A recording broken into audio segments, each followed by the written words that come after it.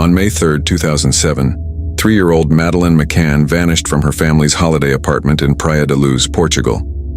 In a matter of minutes, a family vacation turned into one of the most perplexing missing persons cases in modern history, a mystery that would grip the world, ignite a media firestorm, and leave investigators searching for answers that, to this day, remain elusive.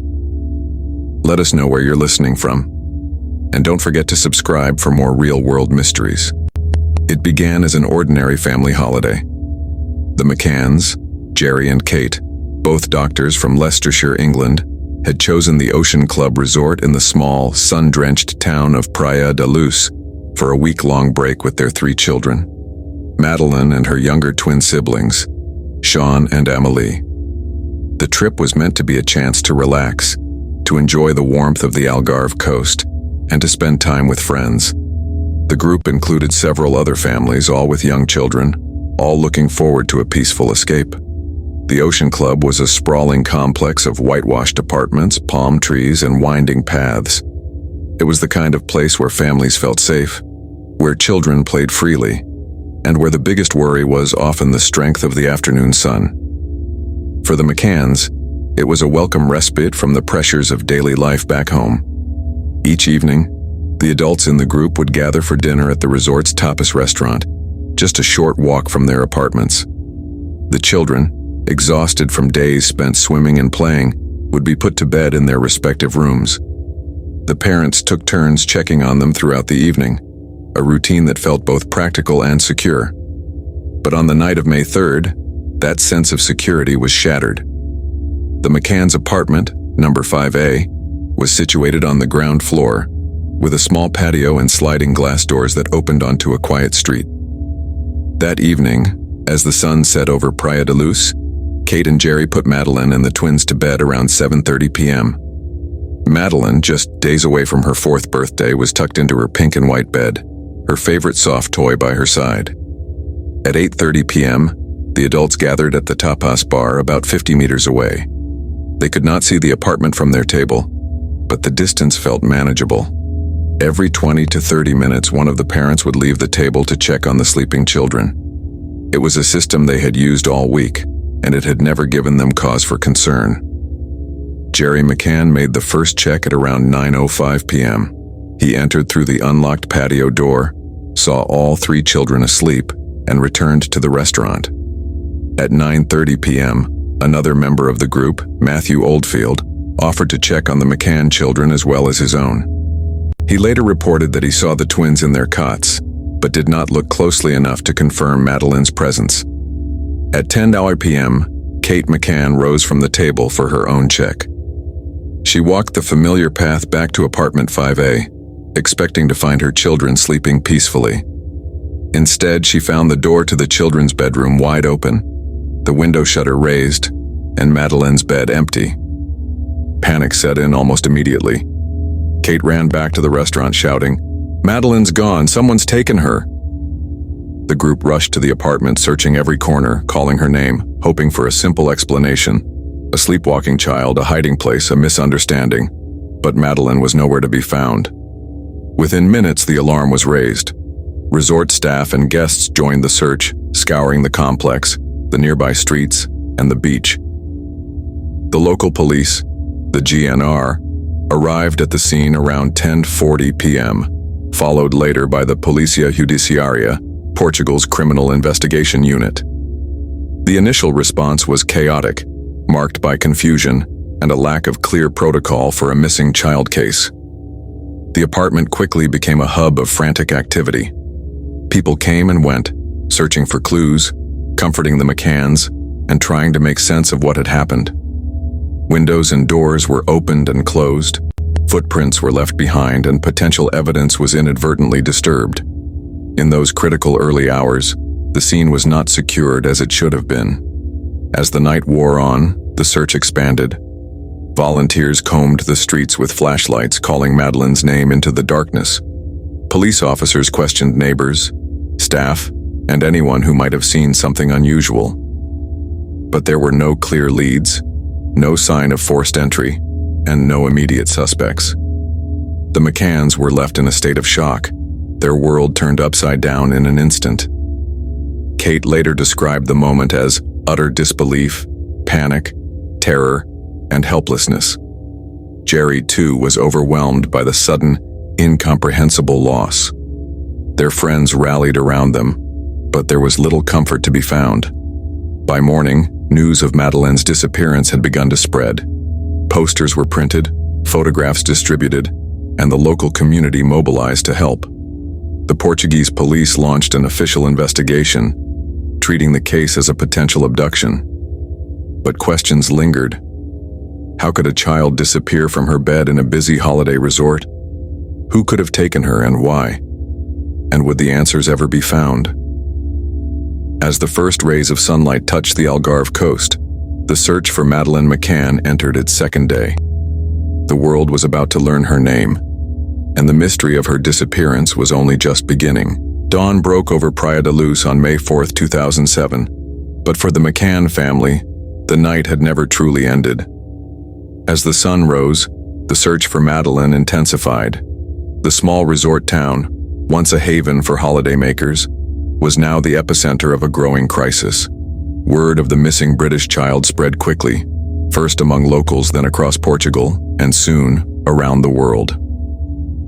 The McCanns, desperate for help, reached out to the British embassy. Within hours, consular officials arrived in Praia da Luz, offering support and helping to coordinate with Portuguese authorities. The British media, alerted by the family's friends and relatives back home, began to descend on the town. Satellite trucks lined the narrow streets and reporters jostled for position outside the Ocean Club. The story was no longer just a local tragedy. It was becoming an international event. The first images of Madeleine, her wide eyes, her bright smile, her distinctive right eye with a coloboma, were broadcast across television screens and printed in newspapers worldwide. The McCanns, though exhausted and distraught, agreed to speak to the press. They made heartfelt appeals for information, urging anyone who might have seen something to come forward. Their message was simple: "Please help us find our daughter." The response was immediate and overwhelming. Tips began to pour in from across Portugal and beyond. Sightings were reported in nearby towns, at airports, and even in other countries. Volunteers joined the search, scouring the beaches, cliffs, and countryside around Praia da Luz. Local businesses donated food and supplies. The community, both local and international, rallied around the McCanns in a show of solidarity rarely seen in such cases. But as the days passed and Madeleine remained missing, the tone of the coverage began to shift. The media, hungry for updates, scrutinized every detail of the case. The McCanns' movements, their statements, even their emotions were analyzed and debated. The press coverage was relentless, and the pressure on the family grew with each passing hour. Meanwhile, the Portuguese police, known as the Polícia Judiciária, were under intense scrutiny. The initial response to Madeleine's disappearance had been criticized for its lack of urgency and coordination. The apartment had not been properly secured and potential evidence may have been lost. Now, with the world watching, the investigators faced mounting pressure to deliver results. The Polícia Judiciária launched a formal investigation, treating the case as a possible abduction. They interviewed the McCanns, their friends, and resort staff. They collected statements, reviewed security footage, and canvassed the area for witnesses. But the investigation was hampered by a lack of clear leads. There were no signs of forced entry, no ransom demand, and no obvious suspects. One of the first major developments came with reports of a possible sighting. Jane Tanner, a friend of the McCanns and a member of their holiday group, told police she had seen a man carrying a child near the apartment around 9:15 p.m. on the night Madeleine disappeared. The sighting became a focal point of the investigation, and a sketch of the man, later known as the Tanner sighting, was widely circulated. But despite extensive efforts, the man was never conclusively identified. As the investigation continued, the media coverage grew more intense. British tabloids ran daily headlines, often speculating about the case and the people involved. The McCanns found themselves at the center of a media storm, their every move documented and dissected. The pressure was immense and the emotional toll was profound. In the midst of this, the McCanns launched their own campaign to find Madeleine. They set up a website, Find Madeleine, and established a fund to support the search. They traveled across Europe, meeting with officials, appearing on television, and distributing posters. Their determination was unwavering, but the strain was evident. The case quickly became a global phenomenon. Celebrities, politicians, and ordinary people alike offered support. The Pope met with the McCanns and prayed for Madeleine's safe return. The British Prime Minister expressed his concern. The story dominated headlines, sparking debates about child safety, parental responsibility, and the role of the media. But behind the headlines, the investigation faced significant challenges. The relationship between the Portuguese police and their British counterparts was often strained. Differences in legal systems, investigative methods, and even language created obstacles. The Portuguese authorities were unused to the level of international attention, and the pressure to solve the case was immense. As the weeks turned into months, the initial wave of hope began to fade. The search continued, but leads grew cold. The McCanns remained in Portugal, refusing to leave until they had answers. They marked Madeleine's 4th birthday with a small, somber gathering, releasing balloons into the sky in her honor. The media coverage, once sympathetic, began to turn. Questions were raised about the McCanns' decision to leave their children unattended while dining at the tapas bar. Some commentators criticized their actions, while others defended them. The debate was heated, and the family found themselves under increasing scrutiny. Despite the challenges, the McCanns remained focused on their goal, finding Madeleine.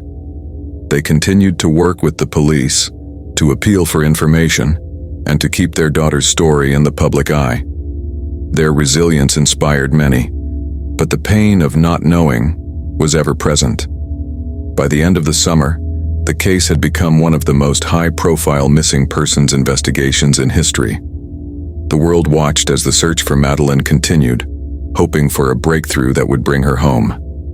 But as autumn approached, the investigation was about to take a new and unexpected turn, one that would change the course of the case and the lives of everyone involved, forever. As the summer of 2007 unfolded, the search for Madeleine McCann entered a new phase. The initial shock and urgency had given way to a more methodical, if no less desperate, investigation. The Polícia Judiciária, Portugal's national criminal police, took the lead, determined to find answers in a case that was now under the scrutiny of the world. The early days of the investigation were marked by confusion and missteps.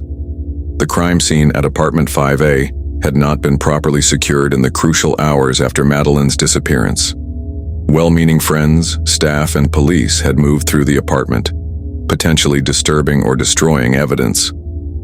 The window through which Madeleine was believed to have been taken had been opened and closed, and fingerprints were smudged or lost. For investigators, these early errors would cast a long shadow over the case. Despite these setbacks, the Polícia Judiciária pressed forward. They began by interviewing everyone who had been at the Ocean Club that night: the McCanns, their friends, resort staff, and other guests. They collected statements, trying to piece together a timeline of events. Every detail was scrutinized: who checked on the children, when, and what they saw or heard. The Tanner sighting quickly became a focal point. Jane Tanner, one of the McCanns' friends, had reported seeing a man carrying a child in pajamas near the apartment at around 9:15 p.m. Her account was detailed. The man was of medium build with dark hair, wearing light-colored trousers and a dark jacket. The child, she said, was barefoot and wearing light-colored pajamas, similar to those Madeleine had been wearing. Police created an artist's impression of the man, and the image was circulated widely. But despite extensive efforts, no one came forward to identify him. Investigators also looked closely at the layout of the resort. Apartment 5A was on the ground floor, with easy access from the street. The patio doors were often left unlocked, and the window in the children's bedroom could be opened from the outside. The proximity of the tapas bar to the apartment, just 50 meters away, meant that anyone watching the McCanns' routine could have known when the children were alone. The police considered several theories. Was this a planned abduction? carried out by someone who had been watching the family? Or was it a crime of opportunity, committed by a stranger who happened upon an open window or door? Could Madeleine have wandered off on her own, only to become lost or injured? Each possibility was investigated, but none provided clear answers. As the investigation continued, the relationship between the Portuguese police and the McCanns began to change. At first, the McCanns were seen as victims, grieving parents desperate to find their daughter. But as weeks passed with no breakthrough, suspicions began to grow. The police, under intense pressure to solve the case, started to consider the possibility that Madeleine's disappearance might not have been the work of an outsider. This shift was fueled in part by cultural differences and misunderstandings. In Portugal, it was unusual for parents to leave young children alone in a holiday apartment, even for a short time. The McCanns' decision to do so was met with disbelief by some investigators and members of the public. The police began to question the timeline provided by the group, looking for inconsistencies or signs of deception. Forensic teams were brought in to examine the apartment and the surrounding area. They searched for traces of Madeleine's DNA, fingerprints, or other evidence that might point to what had happened.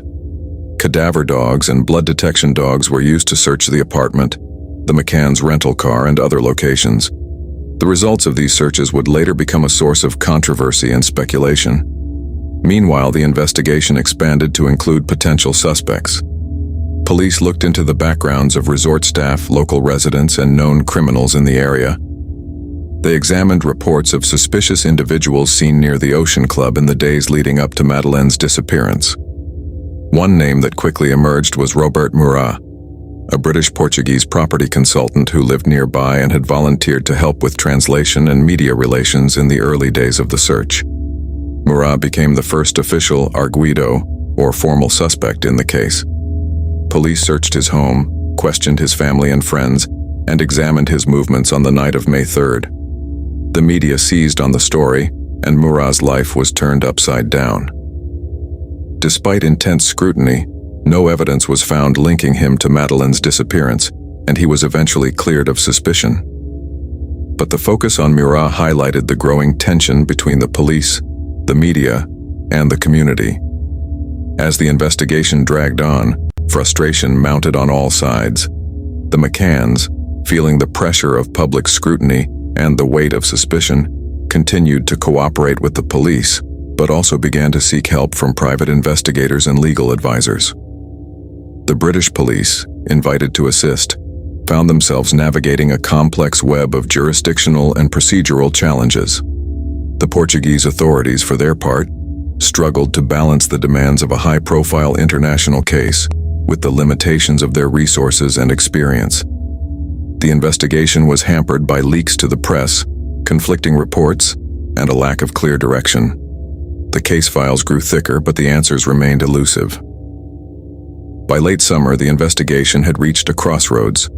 The initial flurry of activity had yielded few concrete results, and the focus was beginning to shift. The McCanns, once seen as victims, were now under increasing scrutiny. The police, under pressure to deliver answers, were exploring every possibility, even those that seemed unthinkable. The disappearance of Madeleine McCann was no longer just a missing persons case. It had become a complex, multi-layered investigation, one that would test the limits of law enforcement, the resilience of a family, and the patience of a watching world. As the investigation into Madeleine McCann's disappearance deepened, the McCann family found themselves thrust into a relentless and often unforgiving spotlight. What began as a wave of public sympathy and support soon evolved into a maelstrom of scrutiny, suspicion, and at times outright hostility. The world's media, hungry for new developments, turned their attention not just to the search for Madeleine, but to the actions and character of her parents, Kate and Jerry. In the weeks following Madeleine's disappearance, the McCanns remained in Praia da Luz, determined to stay close to the investigation. They worked tirelessly to keep their daughter's case in the public eye, giving interviews, organizing press conferences, and launching the Find Madeleine campaign. Their faces became familiar to millions, their appeals for help broadcast across continents.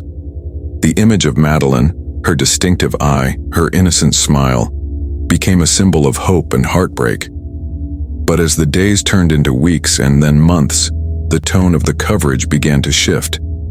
The British tabloids in particular began to question the McCanns' version of events. Headlines speculated about their decision to leave the children alone, their emotional responses, and their every move. The Portuguese press, too, began to report on leaks from the investigation, often painting the McCanns in a less sympathetic light. The pressure was immense. Kate and Jerry, both medical professionals, were unaccustomed to the glare of the media. They found themselves having to defend their parenting decisions, their behavior, and even their grief. Every gesture, every word, was analyzed and debated. The couple's composure in public, sometimes interpreted as stoicism, sometimes as coldness, became a subject of endless speculation. Behind the scenes, the strain was even greater. The McCanns faced not only the unimaginable pain of losing a child, but also the growing suspicion of the authorities. In August 2007, the Portuguese police began to treat the couple as arguidos, formal suspects in their own daughter's disappearance. The shift was devastating. Kate and Jerry were questioned for hours, their statements scrutinized for inconsistencies. The police explored the theory that Madeleine had died in the apartment and that her parents had covered up the incident. The evidence for this theory was circumstantial and controversial. Forensic tests conducted by British experts had detected traces of blood and what was believed to be cadaver scent in the apartment and in the McCanns' rental car. The results were inconclusive, but they fueled speculation in the press. Leaked details from the investigation appeared in newspapers, often without context or confirmation. The McCanns, already reeling from their loss, now faced the added burden of public suspicion. The couple's treatment by the media became a case study in the power and the dangers of 24-hour news coverage. Rumors and unverified reports were published as fact. Theories about the McCanns' involvement circulated widely, often overshadowing the ongoing search for Madeleine. The family's supporters argued that the media frenzy was hindering the investigation, distracting from the real goal: finding a missing child. Despite the mounting pressure, the McCanns refused to give up. They continued to work with the police, to appeal for information, and to maintain hope that Madeleine would be found. They hired private investigators to pursue leads that the official investigation could not or would not follow. They traveled across Europe, meeting with law enforcement officials, child protection experts, and politicians. Their determination was unwavering, even as their world seemed to be collapsing around them. The impact on the McCann family was profound. Kate, in particular, struggled with the weight of suspicion and the relentless attention of the press. She described feeling isolated and vilified, unable to grieve for her daughter in private. Jerry, too, found the experience overwhelming, but remained focused on the search for Madeleine.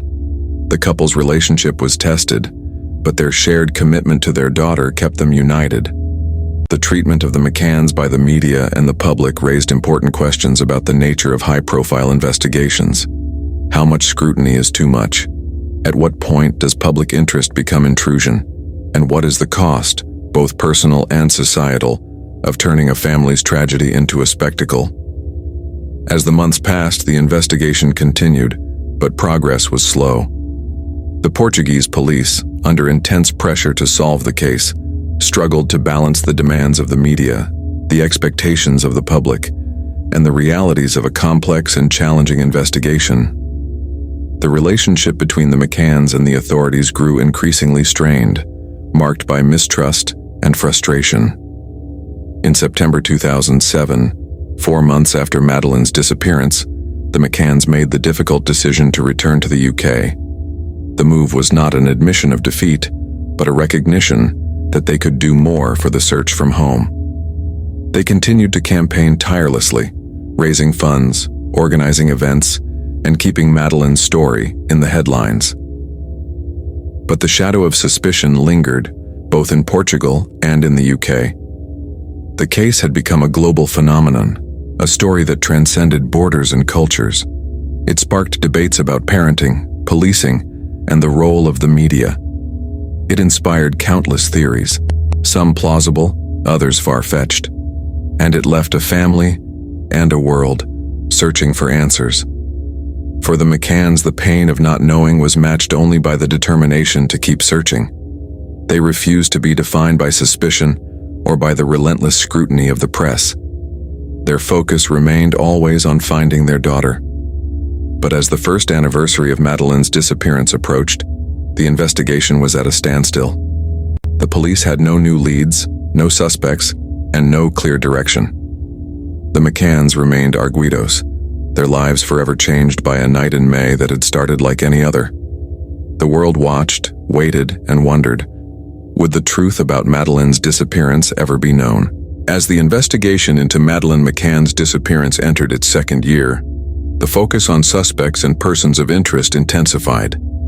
The case files, now thousands of pages thick, contained the names of hundreds of individuals, some fleetingly mentioned, others scrutinized for months. Each new lead brought hope, but also the risk of disappointment and, for those named, the weight of suspicion.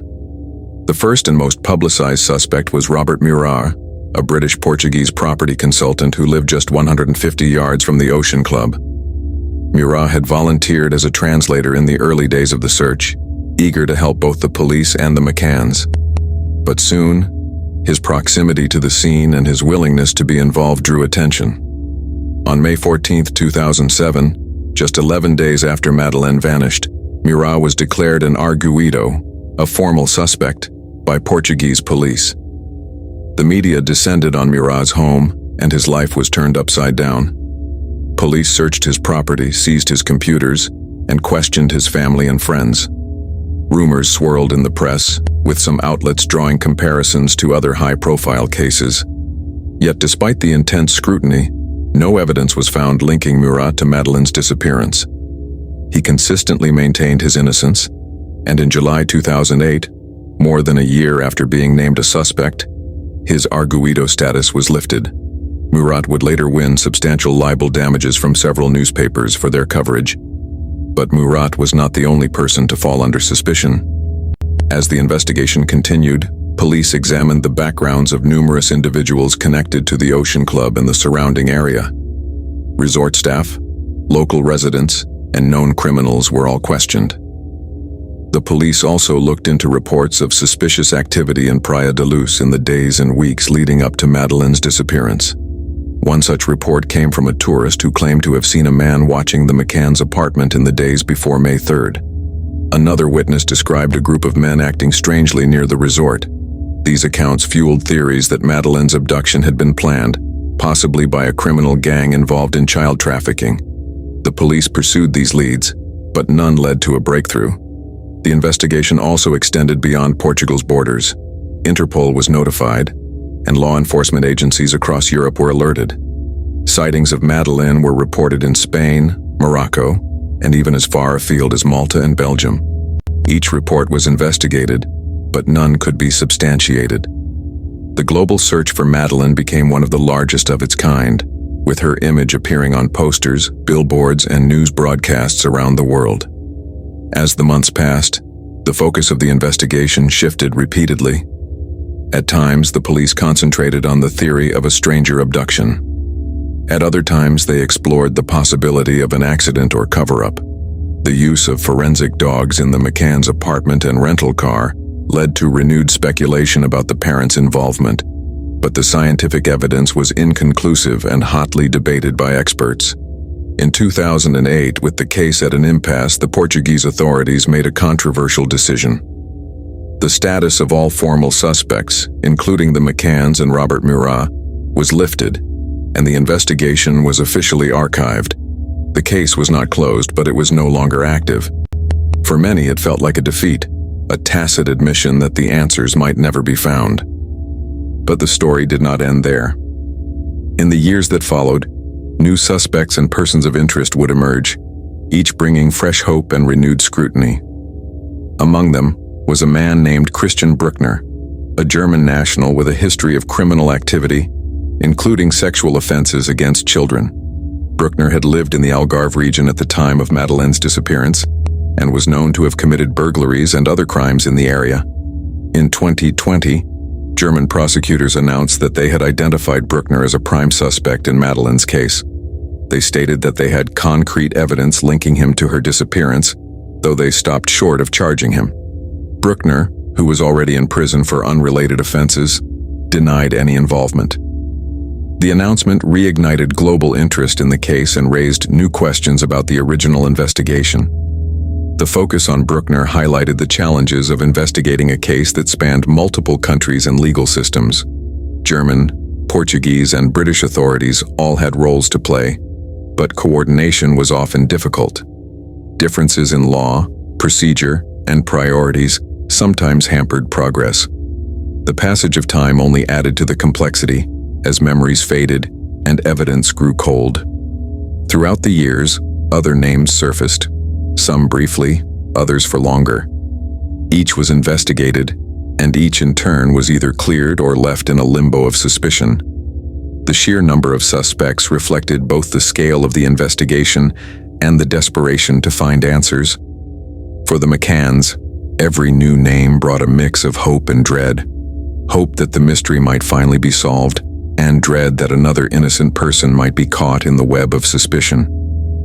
The investigation also faced criticism for its handling of suspects. Some argued that the focus on individuals like Murat and the McCanns themselves had distracted from other lines of inquiry.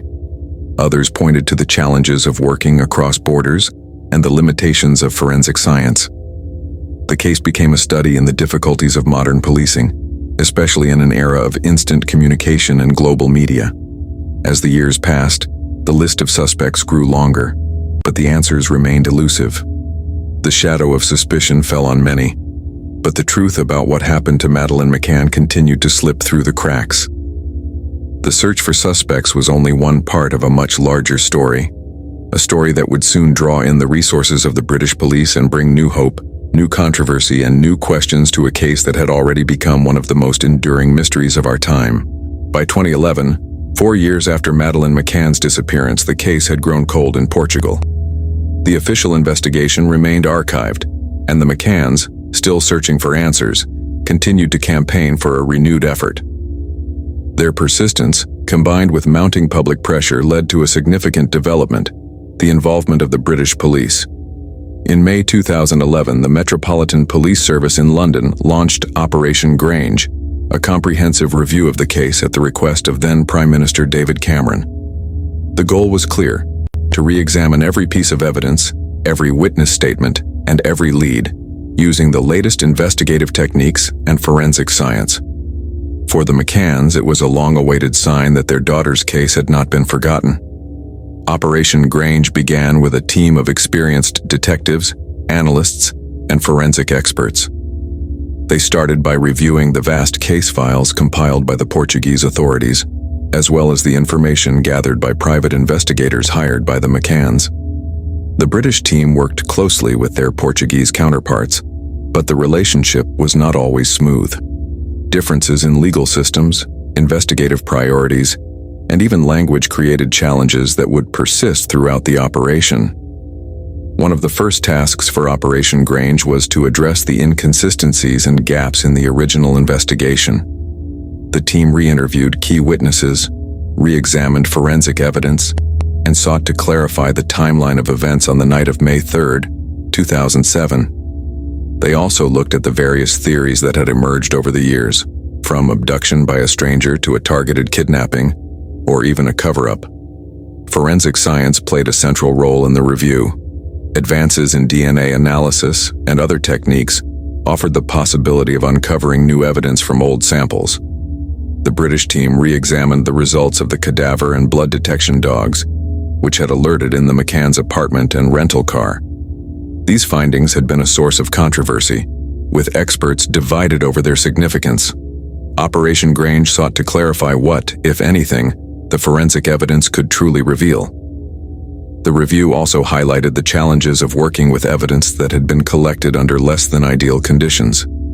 The initial handling of the crime scene in Praia da Luz had been chaotic, with multiple people entering and leaving the apartment before it was secured. Potentially crucial evidence may have been lost or contaminated in those first critical hours.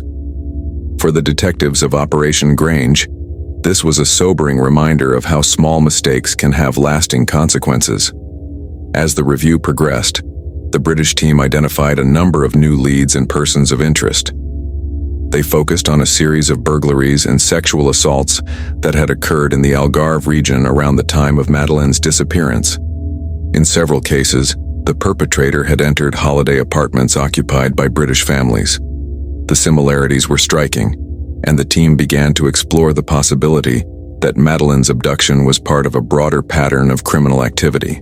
Operation Grange also revisited the numerous sightings and tips that had been reported over the years. From Morocco to Australia, people claimed to have seen children who resembled Madeleine. Each report was carefully evaluated, but none could be substantiated. The sheer volume of information, much of it contradictory or unverifiable, was both a blessing and a curse. For every promising lead, there were dozens that led nowhere. Leaked reports and media speculation continued to complicate the investigation. Details of the British review were sometimes published before they could be properly verified, leading to confusion and, at times, false hope. The McCanns, who had endured years of public scrutiny, found themselves once again at the center of a media storm. They remained steadfast in their determination to find their daughter, but the emotional toll was undeniable. Despite the challenges, Operation Grange made significant progress. In 2013, the team released a series of age-progressed images of Madeleine, showing what she might look like as an older child. They also issued new appeals for information, focusing on individuals and vehicles seen in Praia da Luz on the night of her disappearance. The response was immediate, with hundreds of new tips flooding in. One of the most significant developments came in 2014, when British and Portuguese police conducted joint searches of areas around Praia da Luz. Using ground-penetrating radar and other advanced technology, they examined patches of scrubland and abandoned buildings. The searches were extensive, but ultimately yielded no new evidence. Operation Grange also identified several new persons of interest, including individuals with criminal records who had been in the area at the time. Some were questioned and their movements scrutinized, but no arrests were made. The investigation continued, methodically and quietly, as detectives worked to eliminate suspects and narrow their focus. Throughout this period, the McCanns remained in close contact with the British police. They were kept informed of developments but also understood the limitations of the investigation. The passage of time, the loss of evidence, and the complexity of the case made a resolution increasingly difficult. Yet they refused to give up hope. The work of Operation Grange was not without its critics. Some questioned the cost and scope of the review, arguing that resources could be better spent elsewhere. Others pointed to the lack of concrete results, despite years of effort. For the detectives involved, the case was a constant reminder of the challenges of investigating a disappearance with so few certainties. As the years passed, the investigation continued, adapting to new information and changing circumstances. The search for Madeleine McCann became a symbol of both the possibilities and the limitations of modern policing, a case that demanded persistence, innovation, and, above all, hope. But even as Operation Grange pressed on, the mystery remained unsolved. Theories abounded, evidence was debated, and the world continued to watch, waiting for the answers that had eluded investigators for so long. From the earliest hours after Madeleine McCann's disappearance, the search for her extended far beyond the borders of Portugal. The McCann's campaign, amplified by the world's media, made Madeleine's face one of the most recognized in the world. Her image appeared on posters, billboards, and news broadcasts across continents. The hope was simple, that someone, somewhere, might recognize her and provide the clue that would bring her home. In the weeks and months after May 3, 2007, reported sightings of Madeleine poured in from around the globe. Some came from neighboring Spain, others from as far away as Morocco, Malta, and even Australia. Each report was treated with urgency. In Morocco, a Norwegian tourist claimed to have seen a little blonde girl with a group of adults at a petrol station. In Belgium, a child matching Madeleine's description was spotted at a cafe. In Malta, A couple reported seeing a girl with a distinctive eye mark. Each sighting was investigated by local authorities, often with the involvement of Interpol and British police, yet none could be substantiated. The children seen were always accounted for, or the trail went cold. The volume of tips was staggering. The McCann's Find Madeleine website and hotline received thousands of calls and emails. Volunteers helped sift through the information, passing credible leads to the police. The family's campaign was relentless, with Kate and Jerry traveling across Europe to raise awareness. They met with the Pope, appeared on television, and enlisted the help of celebrities and politicians. The world watched, and many joined the search. But as time passed, hope was tempered by the reality that none of the sightings had led to Madeleine. Theories about what had happened to her multiplied, each with its own set of supporters and detractors. The most widely discussed theory was abduction by a stranger, someone who had watched the McCann's routine and seized an opportunity.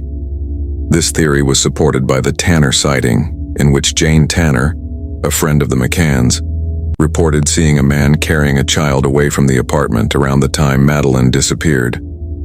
Despite extensive efforts, the man was never conclusively identified. Another theory suggested that Madeleine had been taken by a child trafficking ring. Portugal, like many countries, had seen cases of children being abducted for illegal adoption or exploitation. The proximity of Praia da Luz to major transport routes and ports fueled speculation that Madeleine could have been quickly moved out of the country. Some investigators pursued this line of inquiry, looking into known trafficking networks and reviewing reports of similar abductions. Yet no concrete evidence emerged to support the theory.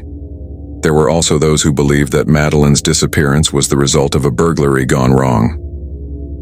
In the years following the incident, Operation Grange identified a series of burglaries and sexual assaults in the Algarve region, some involving holiday apartments occupied by British families. The possibility that Madeleine had been taken by a local criminal, either intentionally or by accident, was explored in depth. Again, the evidence was circumstantial and no suspect was ever charged. A more controversial theory, and one that received significant attention in the media, was that Madeleine had died in the apartment and that her disappearance had been covered up. This theory was fueled by the findings of cadaver and blood detection dogs, which alerted in the McCann's apartment and rental car. Forensic analysis of the samples was inconclusive, and experts disagreed on their significance. The McCanns consistently denied any involvement, and no charges were ever brought against them. The theory, while widely discussed, remained unproven. The global search for Madeleine was not limited to law enforcement. Private investigators, hired by the McCanns and funded by donations to the Find Madeleine Fund, pursued leads across Europe and North Africa. Some focused on known sex offenders, others on reports of suspicious activity in Praia da Luz. The private investigations were not without controversy, with some critics arguing that they duplicated police efforts or pursued unlikely leads. Still, the McCanns believed that every avenue had to be explored. The case also attracted the attention of amateur sleuths and online communities.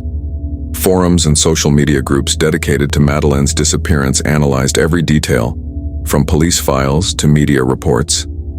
Theories were debated, timelines reconstructed, and suspects discussed at length. While some of this activity helped keep the case in the public eye, it also led to the spread of misinformation and, at times, the harassment of individuals connected to the case. As the years passed, the search for Madeleine became a symbol of both hope and frustration. The McCanns marked each birthday and anniversary with renewed appeals, refusing to give up. The British government continued to fund Operation Grange, and the Portuguese authorities kept the case open, albeit with limited resources.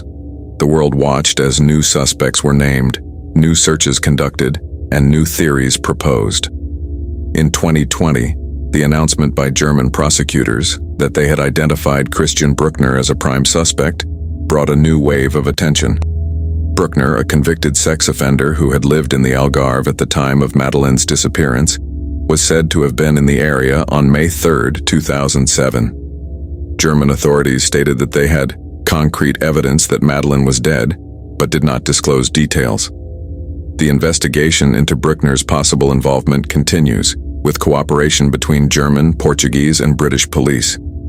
Despite these developments, the case remains unresolved.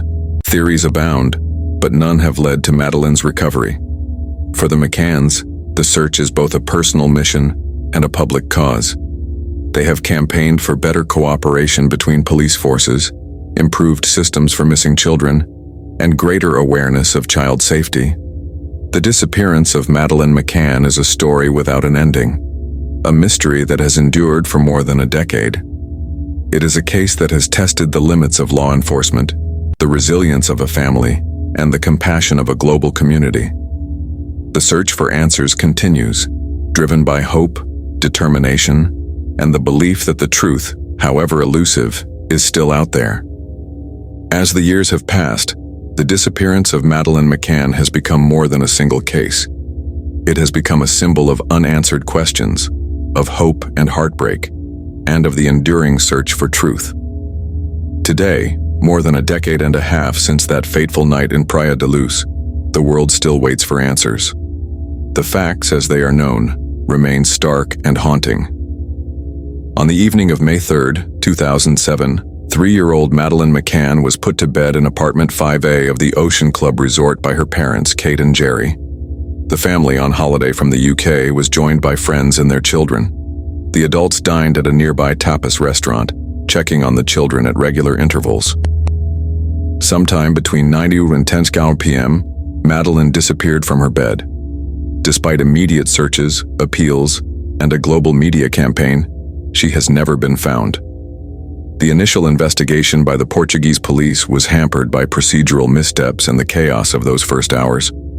The crime scene was not properly secured, and potential evidence may have been lost. Theories ranged from abduction by a stranger, to a targeted kidnapping, to a tragic accident. The McCanns themselves were named as formal suspects before being cleared. The case was archived, then reopened, and has since involved law enforcement agencies from Portugal, the United Kingdom, and Germany.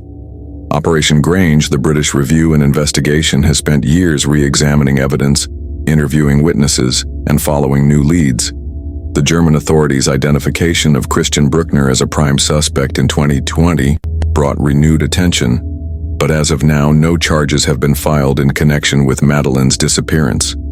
Bruckner remains in prison for unrelated offenses, and the investigation into his possible involvement continues. The search for Madeleine has spanned continents and generated thousands of reported sightings. Each tip has been investigated, but none have led to her recovery. Theories about what happened to her abound: abduction, trafficking, burglary gone wrong, or even a cover-up. Yet none have been conclusively proven. The case remains open in 3 countries, with detectives in the UK, Portugal, and Germany still working, still hoping for a breakthrough. The impact of Madeleine's disappearance has been profound and far-reaching. For her family, it has meant years of uncertainty, grief, and public scrutiny. Kate and Jerry McCann have campaigned tirelessly, not only for their daughter but for all missing children. Their efforts have led to changes in how missing persons cases are handled, improved cooperation between police forces, and greater awareness of child safety. The Find Madeleine Fund continues to support the search and to help other families facing similar tragedies.